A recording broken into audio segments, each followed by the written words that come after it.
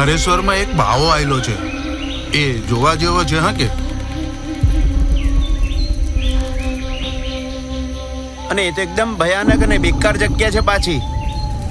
મસાણમાં ભૂત બાંધીને રાખી મૂકેલા છે. જો છોડી મેલું ને તો આ બાવો ઊભી પૂછડીએ ભાગે.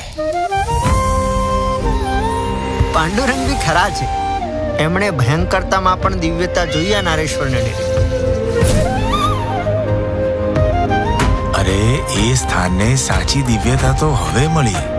જેમ ચુંબક લોખંડને આકર્ષે ને એમ જ ભક્તો આ બ્રહ્મચારીથી આકર્ષાઈને નારેશ્વરના ડેરે આવશે.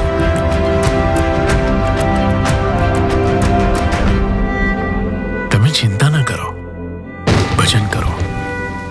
સર્વ સામર્થ્યનો મૂળ ભજન છે. તમારી ચિંતા એ કરશે.